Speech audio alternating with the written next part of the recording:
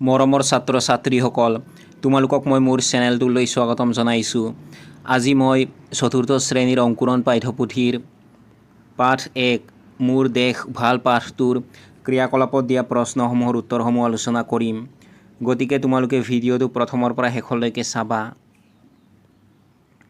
ক্ৰিয়াকলাপৰ ক অংশত দিয়া আছে পাঠভিত্তিক ক্ৰিয়া। প্ৰথমতে দিয়া আছে পদ্যটো শুদ্ধ আৰু স্পষ্ট উচ্চাৰণেৰে পঢ়োৱা আৰু আবৃত্তি কৰোৱা। তোমালোকে এই পদ্যটি শুদ্ধ আৰু স্পষ্ট উচ্চাৰণেৰে পঢ়িবা আৰু আবৃত্তি কৰিবা। তাৰ পাছত দিয়া আছে পদ্যটিৰ কথাখিনি নিজৰ কথাৰে কোৱা। তোমালোকে এই পদ্যটিৰ কথাখিনি নিজৰ কথাৰে ক'বা। তাৰ পাছত দিয়া আছে উত্তৰ দিয়া। ক নম্বৰ প্ৰশ্নটো হৈছে কবিয়ে সকলো দেশত কৰি মোৰ দেশ ভাল বুলি গৌৰৱ কৰা দেশ বা ৰাজ্যখনৰ নাম কি? মই তোমালোকক ইতিমধ্যে উত্তৰটো লিখি দিছোঁ। তোমালোকে লিখিবা কবিয়ে সকলো দেশত কৰি মোৰ দেশ ভাল বুলি গৌৰৱ কৰা দেশ বা ৰাজ্যখনৰ নাম হ'ল অসম। খ নম্বৰ প্ৰশ্নটো হৈছে ক'ত আছে এনে ঠাই সৰহ ফুলনি ক'ত আছে এনে আই সোণৰ গোসানী? এই পদ্যছোৱাত ঠাই আৰু আইক কাৰ লগত তুলনা কৰা হৈছে? তোমালোকে উত্তৰত লিখিবা পদ্যছোৱাত ঠাইক সৰহ ফুলনি আৰু আইক সোণৰ গোসানীৰ লগত তুলনা কৰা হৈছে। তাৰ পাছত দিয়া আছে পদ্যটিত কবিয়ে কি কি কথাৰে নিজৰ দেশৰ গুণ বৰ্ণনা কৰিছে লিখা। তোমালোকে উত্তৰত লিখিবা পদ্যটিত কবিয়ে নিজৰ দেশক সোণৰ চপৰা, সুধাৰ নিজৰা, অমাতৰ মাত, সৰহ ফুলনি, সোণৰ গোসানী আদি শব্দ ব্যৱহাৰ কৰি গুণ বৰ্ণনা কৰিছে।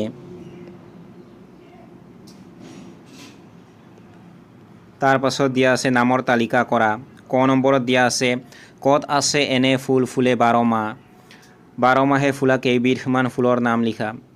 এইফালে তোমালোকে 12 মাহে ফুলা কেইবিধমান ফুলৰ নাম লিখিব লাগে। খ নম্বৰত দিয়া আছে ক'ত আছে এনে ধান এই ধৰণিত। এইফালে তোমালোকক দিয়া আছে কেইবিধমান ধানৰ নাম লিখা।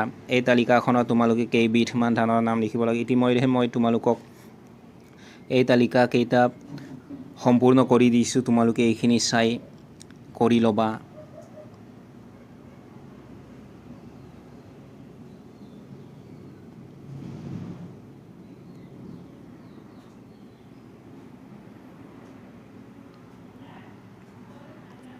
তাৰ পাছত দিয়া আছে তলৰ পদ্য কেইফাকি গদ্যৰ ওপৰত লিখা। উদাহৰণস্বৰূপে ইয়াত তোমালোকক দিয়া আছে সকলো দেশত কৰি মোৰ দেশ ভাল। ওপৰৰ পদ্যশাৰী গদ্যত লিখিলে এনে হ'ব মোৰ দেশ সকলো দেশতকৈ ভাল। ক নম্বৰত দিয়া আছে ক'ত আছে এনে মাটি সোণৰ চপৰা ক'ত আছে এনে পানী সুধাৰ নিজৰা। এইটো গদ্যৰ ওপৰত লিখিলে হ'ব। তোমালোকে লিখিবা মোৰ দেশত সোণৰ চপৰাৰ দৰে মাটি আৰু অমৃতৰ দৰে পানীৰ নিজৰা আছে। তাৰ পাছত খ নম্বৰত দিয়া আছে ভাই ভনী মিলি য'ত থাকোঁ চিৰকাল সকলো দেশত কৰি মোৰ দেশ ভাল। এইখিনি গদ্যৰ ওপৰত লিখিলে হ'ব। তোমালোকে লিখিবা মোৰ দেশত ভাই ভনী মিলি চিৰকাল থকাৰ বাবে এই দেশ সকলো দেশতকৈ ভাল। তাৰ পাছত দিয়া আছে পদ্যটি গদ্যৰ ওপৰত লিখা। তোমালোকে উত্তৰত লিখিবা মোৰ দেশ সকলো দেশতকৈ ভাল কাৰণ ইয়াৰ মাটি সোণৰ দৰে, পানী অমৃতৰ দৰে, ধান ধন ফুল ফল পলু পক্ষী সকলো অতুলনীয়। এই সৰগৰ ফুলনি সদৃশ ঠাইত আমি ভাই ভনী মিলি চিৰকাল থাকোঁ। তাৰ পাছত দিয়া আছে খ অংশত ভাষা অধ্যয়ন ব্যৱহাৰিক ব্যাকৰণ জানো আহা। এইখিনি তোমালোকে নিজে পঢ়ি ল'বা। তাৰ পাছত এইফালে দিয়া আছে সকলোতকৈ সবাতোকৈ আটাইতকৈ আদি শব্দ ব্যৱহাৰ কৰি তলৰ বাক্য কেইটি সম্পূৰ্ণ কৰা। ক নম্বৰত দিয়া আছে ভাৰতৰ নদীবোৰৰ ভিতৰত গংগা তোমালোকে খালী ঠাইত লিখিবা সকলোতকৈ আৰু ব্ৰহ্মপুত্ৰ খালী ঠাইত লিখিবা তোমালোকে আটাইতকৈ। খ নম্বৰত দিয়া আছে মাজুলী পৃথিৱীৰ ভিতৰত খালী ঠাইত তোমালোকে লিখিবা আটাইতকৈ। গ নম্বৰত দিয়া আছে কাজিৰঙাৰ জীৱ জন্তুবিলাকৰ ভিতৰত এশিঙীয়া গড় খালী ঠাইত লিখিবা সকলোতকৈ। ঘ নম্বৰত দিয়া আছে আনৰ বস্তুৰ প্ৰতি লোভ কৰা খালী ঠাইত লিখিবা তোমালোকে আটাইতকৈ।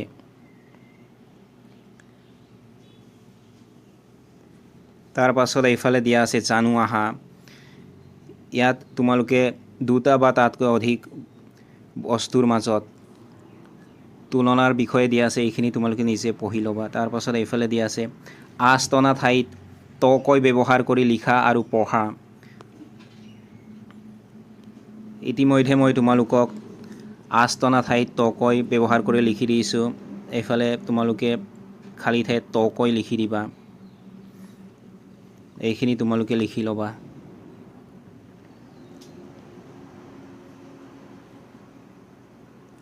তাৰ পাছত দিয়া আছে শব্দৰ খেল খেলো আহা। ইয়াত তোমালোকক দিয়া আছে মনত ৰাখিবা উঙ, নিয়, মূৰ্ধন্য ন, ৱাব্য, অন্ত্যস্তয় আৰু খণ্ডত অনুস্বৰ বিসৰ্গ চন্দ্ৰবিন্দু। এইকেইটা আখৰেৰে আৰম্ভ হোৱা শব্দ অসমীয়া ভাষাত নাই। তোমালোকে এই খেলটো খেলোঁতে যেনে ইয়াত তোমালোকক প্ৰথম শব্দটো দিয়া আছে ভাল। এই ভাল শব্দৰ শেষৰ আখৰেৰে পিছৰ শব্দটো তোমালোকে লিখিব লাগে। এনেকৈ তোমালোকে প্ৰতিটো শব্দৰ পিছৰ আখৰেৰে তাৰ পিছৰ শব্দটো লিখি যাবা। যদি কোনোবা শব্দৰ যদি শেষৰ আখৰটো উঙ, নিয়, মূৰ্ধন্য ন, ৱাব্য, অন্ত্যস্তয়, খণ্ডত অনুস্বৰ বিসৰ্গ চন্দ্ৰবিন্দু, এই আখৰকেইটা যদি শেষ হয় তেনেহ'লে তোমালোকে খেলখন আকৌ আৰম্ভ কৰি খেলিবা। তোমালোকে এইখিনি চাই লিখি ল'বা।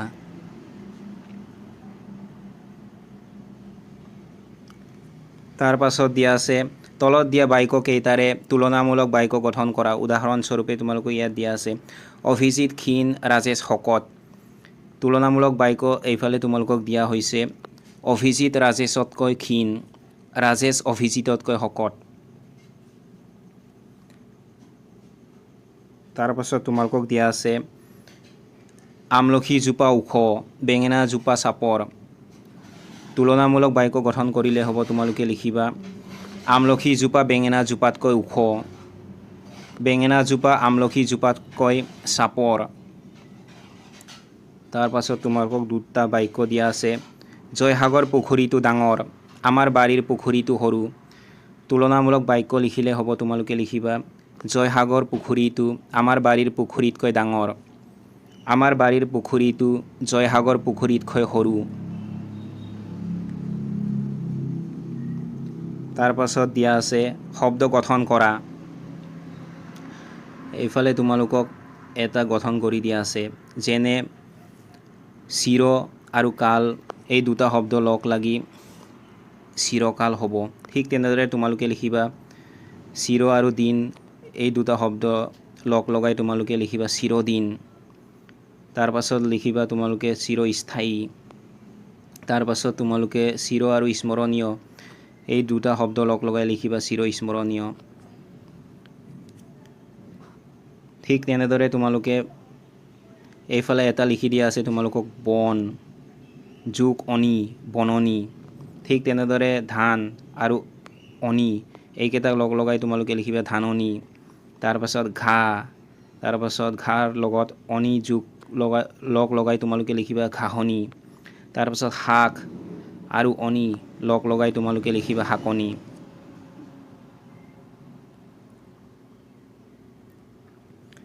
তাৰ পাছত দিয়া আছে তলৰ বাক্যাংশৰ লগত খাপ খোৱা শব্দ পাত্ৰটোৰ পৰা বাছি উলিয়াই লিখা। চিৰদিন নমস্কাৰ কৰিবলগীয়া, এইটো তোমালোকে চিৰনমস্য এইটোৰ লগত মিলাই দিবা, অৰ্থাৎ চিৰনমস্য এইটো লিখিবা। তাৰ পাছত মাহ খেতিয়ে জুৰি থকা ঠাই, এইটো হ'ব মাহনি। তাৰ পাছত চিৰদিন মনত ৰাখিবলগীয়া, এইটো হ'ব চিৰস্মৰণীয়। তাৰ পাছত দিয়া আছে বাঁহ গছেৰে ভৰি থকা ঠাই, এইখিনি হ'ব বাহনি।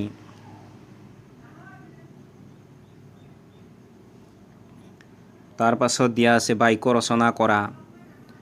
অমাতৰ মাত, উলাহ, চিৰকাল, এইকেইটা শব্দ ব্যৱহাৰ কৰি তোমালোকক মই বাক্য ৰচনা কৰি দিছোঁ। অমাতৰ মাত শব্দটো ব্যৱহাৰ কৰি তোমালোকে লিখিব পাৰা সৰু ল'ৰা ছোৱালীৰ অমাতৰ মাতে ঘৰখনত আনন্দৰ পৰিৱেশ সৃষ্টি কৰে। তাৰপাছত উলা শব্দটো ব্যৱহাৰ কৰি তোমালোকে বাক্য গঠন কৰিব পাৰা।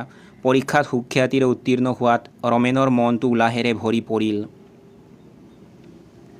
তাৰপাছত চিৰকাল শব্দটো ব্যৱহাৰ কৰি তোমালোকে বাক্য ৰচনা কৰিব পাৰা। মহৎ লোকৰ আদৰ্শ পৃথিৱীত চিৰকাল অমৰ হৈ থাকিব। তাৰপাছত গ নম্বৰত দিয়া আছে জ্ঞান সম্প্ৰসাৰণ। কাৰণবোৰ লিখা। ক নম্বৰত দিয়া আছে তুমি তোমাৰ উপজা ঠাইখনক কিয় ভাল পোৱা। তুমি তোমাৰ উপজা ঠাইখনক কিয় ভাল পোৱা সেইটোৰ বিষয়ে তোমালোকে লিখিবা। উদাহৰণস্বৰূপে মই তোমালোকক লিখি দিছোঁ, তোমালোকে লিখিব পাৰা। মই মোৰ উপজা ঠাইখনক ভাল পাওঁ কাৰণ ইয়াত মোৰ পৰিয়াল আৰু বন্ধুবৰ্গ আছে আৰু ইয়াৰ প্ৰাকৃতিক পৰিৱেশ মোৰ বাবে অতি প্ৰিয়।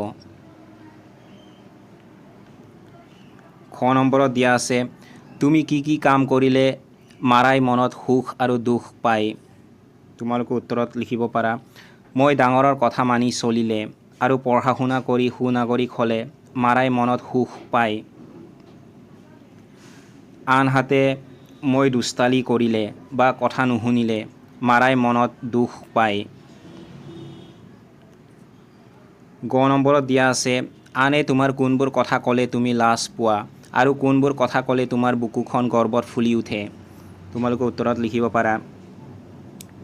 আনে মোৰ কোনো ভুলৰ বাবে সমালোচনা কৰিলে মই লাজ পাওঁ। আনহাতে মোৰ কোনো ভাল কামৰ বাবে আনে প্ৰশংসা কৰিলে বা পুৰস্কাৰ দিলে মোৰ বুকুখন গৰ্বত ফুলি উঠে। তাৰপাছত এইফালে দিয়া আছে তলৰ বাক্যশাৰী দুবাৰ লিখা। দেশতকৈ মোমাই ডাঙৰ নহয়। এই বাক্যশাৰী তোমালোকে দুবাৰ লিখিবা। মই ইয়াত তোমালোকক দুবাৰকৈ লিখি দিছোঁ। তাৰপাছত এইফালে দিয়া আছে আমাৰ ভাৰতবৰ্ষ নামৰ কবিতাটো আবৃত্তি কৰা।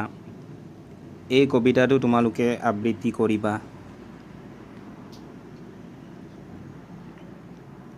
তাৰপাছত দিয়া আছে ভাৰতবৰ্ষৰ মানচিত্ৰ চাই পদ্ধতিৰ আধাৰত ভাৰতৰ চাৰিসীমা লিখা। তোমালোকে উত্তৰত লিখিব পাৰা। কবিতাটোৰ আধাৰত ভাৰতৰ চাৰিসীমা হ'ল উত্তৰ হিমালয় পৰ্বত, দক্ষিণ ভাৰত মহাসাগৰ, পূব বংগোপসাগৰ, পশ্চিম আৰৱ সাগৰ।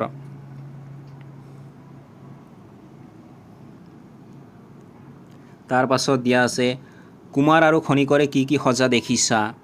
মাটিৰে যিকোনো এবিধ ফল সাজা।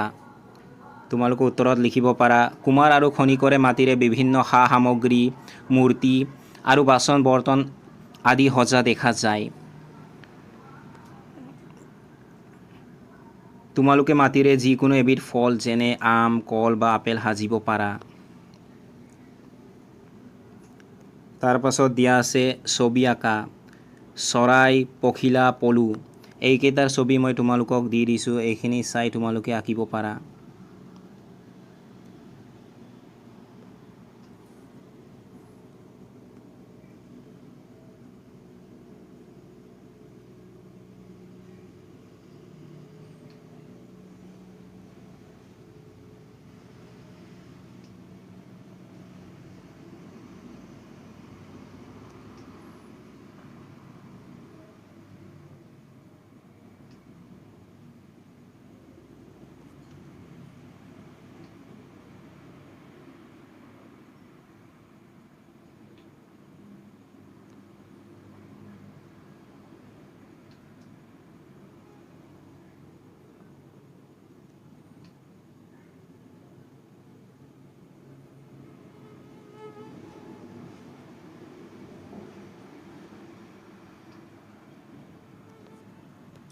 তাৰ পাছত দিয়া আছে আকস্মিক বক্তৃতাত ভাগ লোৱা আহা। ইয়াত কেইটামান তোমালোকক বিষয়বস্তু দিয়া হৈছে। আই, নিজৰা, জন্মভূমি, অৰণ্য, পানী, ধান, চৰাই, ফুল ইত্যাদি। এই বিষয়বস্তু কেইটাৰ ওপৰত তোমালোকে আকস্মিক বক্তৃতাত ভাগ ল'বা। এই বিষয়বস্তু কেইটাৰ ওপৰত মই তোমালোকক চমুকৈ লিখি দিছোঁ। তোমালোকে এইখিনি চাই লিখি ল'ব পাৰা।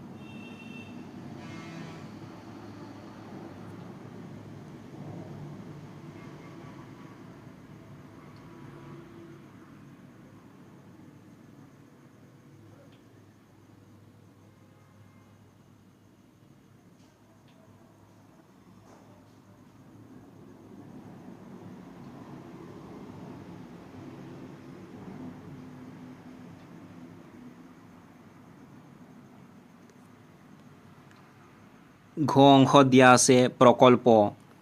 তুমি জনা বা শুনা প্ৰাকৃতিক সম্পদৰ এখন তালিকা প্ৰস্তুত কৰা আৰু সেই সম্পদৰ উপকাৰিতাৰ বিষয়ে তিনিটাকৈ বাক্য লিখা। স্তম্ভ 1ত দিয়া আছে সম্পদৰ নাম, দ্বিতীয় স্তম্ভত দিয়া আছে উপকাৰিতা। এইফালে উদাহৰণ স্বৰূপে তোমালোকক এটা সম্পদৰ নাম দিয়া হৈছে বা, আৰু এইফালে তোমালোকক সেই সম্পদৰ বিষয়ে তিনিটা বাক্য দিয়া আছে। মই তোমালোকক তিনিটা সম্পদৰ নাম আৰু সেই সম্পদৰ উপকাৰিতাৰ বিষয়ে লিখি দিছোঁ। এইখিনি চাই তোমালোকে লিখি ল'বা।